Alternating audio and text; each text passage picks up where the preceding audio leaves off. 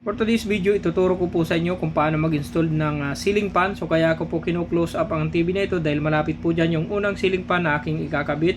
At yung pangalawa naman po ay dito sa may 4 na butas na yan. At ang magiging supply niya po ay dito kukuha sa may outlet ng wall fan na nakakabit.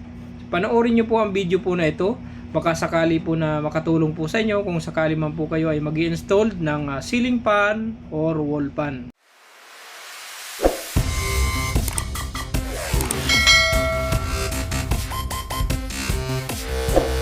Okay, ito po yung unang ceiling fan namin kinabit. Kung mapapansin po ninyo, iniikot-ikot ko na mismo yung ceiling fan, waring nagiging tsubibo na nga oh. Dahil hindi ko po nakukuha yung tamang lock doon sa kanyang bracket. Kapag na-lock naman po yan doon sa kanyang bracket, kahit bitawan nyo na po, hindi na mahuhulog yan. So katulad po nitong ginawa ko po ito, nakalock na po yan. Ang susunod na po ninyong gagawin kapag nakalock na doon sa kanyang bracket, ay hihigpitan nyo po yung kanyang dalawang screw nut, magkabilaan po yan para hindi tuluyang malaglag. Kung sakaling umiikot na yung ceiling fan, yan po yung mismong magpipigil doon sa kanyang bracket. So katulad po niyang hinihigpitan ko po yan, dalawa po yan, magkabilaan po yan. Tapos ang cable naman po yan ay gagapang po dito sa mismong biga, katulad po nitong ginagawa nitong kasama ko yan. Diyan po yung gagapang yung supply niya papunta po doon sa outlet na kinuhanan po nung supply nung wall fan na ipinakita ko po sa inyo kanina. Ayan, katulad nga po nung sinabi ko kanina, panoorin lang po ninyo ang video po na ito hanggang sa matapos dahil baka sakali lang po na makatulong po sa inyo, sakali man po na kayo ay may install nga na ceiling fan or wall fan sa inyong mga bahay or office man, kung saan man ninyo i-install, baka sakali lang po na makatulong po sa inyo ang video po na ito. Kaya syempre, panoorin nyo hanggang sa matapos para makita po ninyo kung ano po yung aming mga ginagawa sa pag-install po ng ceiling fan po na ito. Ayan, after nga po naming maikabit yung unang ceiling fan, sa part po na ito ay nagbubutas na ulit ako para po dun sa holder mismo ng ceiling fan, yung sa bracket po niya. 4 na butas po yan ang ilalagay namin dyan dahil 4 na Texas screw ang gamit po namin dyan para po dun nga sa holder ng ceiling fan. Yan. Ang gamit ko po dyan na drill bit ay maliit lang po na pang concrete.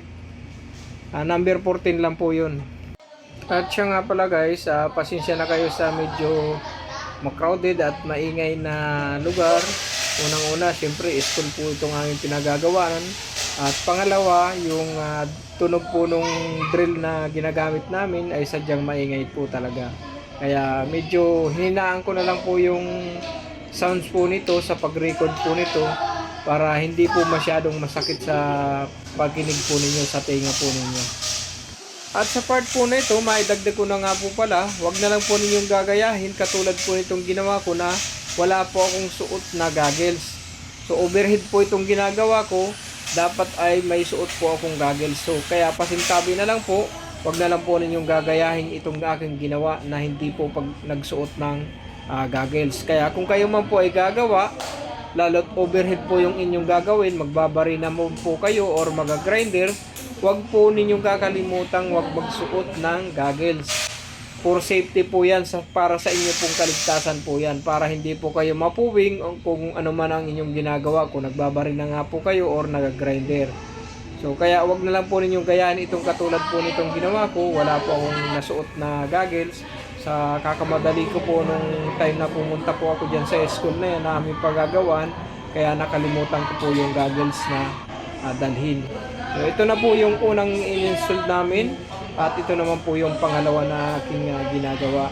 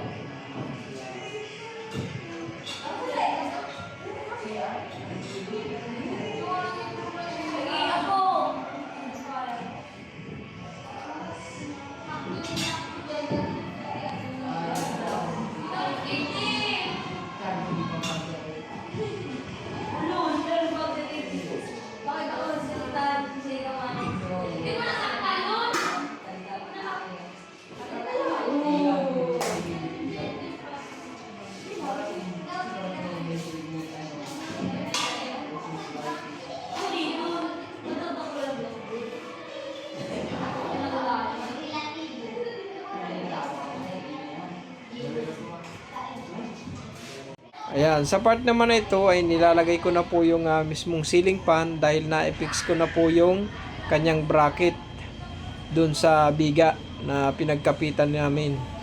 So ayan, kaya lang ang problema na naman, ayan, hindi naman namin nakukuha yung lock agad-agad. Hindi namin nakukuha yung lock ng mismong ceiling fan dun sa kanyang bracket, kaya paikot-ikot na naman yung ceiling fan.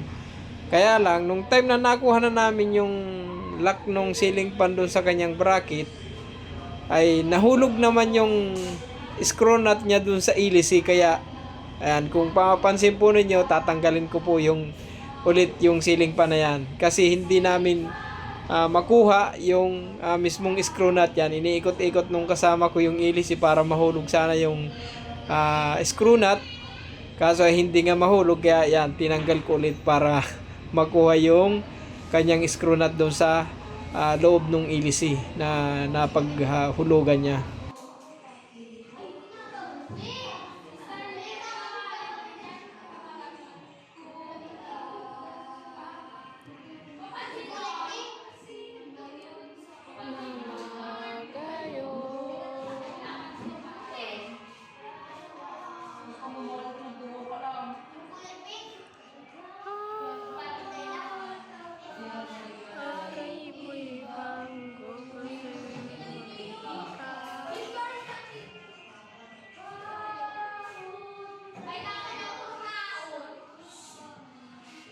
After nga po namin ma-install yung dalawang ceiling fan, sa part naman po ng video na ito ay naglalatag na po ako nitong cable na siya namang magiging supply po nitong dalawang ceiling fan.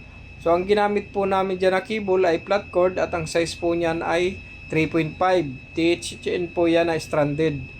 So ang ginamit ko naman po dyan na magiging holder nitong cable ay C-clamp na may concrete staple. At yan pong cable na yan ay papunta po yan doon sa may wall pan na ipinakita ko po sa inyo kanina. So doon po namin yan i-direct na nakasaksak at mayroon lang po siyang connection papunta po doon sa switch mismo nung ceiling fan. Marahil magtataka po kayo bakit naka-expose po yung aming cable. Ito po ay wala po talagang nakaabang na pipe na pagdadaanan ng cable. So kaya po naka-expose po yung aming cable na ilinagay para sa magiging supply nitong dalawang ceiling fan. At kung mapapansin din po ninyo, katulad nga po nung sinabi ko kanina, isasaksak lang po namin doon sa outlet mismo nung nakadikit na wall pan doon sa may gilid. Doon lang po kami kukuha ng supply dahil wala po itong abang din na magiging supply niya. Kaya nakasaksak lang po doon sa outlet.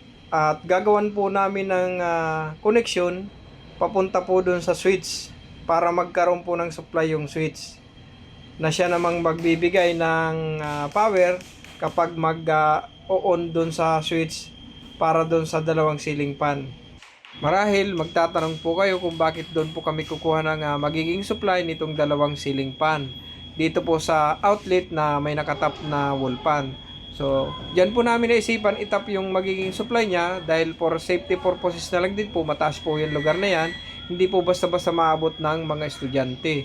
So, ito po yung switch ng dalawang ceiling fan na yun. At ito naman po yung magiging supply niya. Sa part 2 po, abangan po ninyo yung connection po nitong dalawang ceiling fan ito. Kung paano namin ginawa yung connection niya. Kaya, bago po nating tuluyang matapos ang video na ito, huwag po nating kalimutang mag-subscribe. Paki-hit po ng notification bell para sakali man pong i-upload ko po ang video na yon, yung part 2 po ng video po na ito ay hindi po ninyo ma-miss. Okay, maraming salamat po sa lahat ng nanood. At huwag po nating kalimutang i-share and i-like ang video po na ito.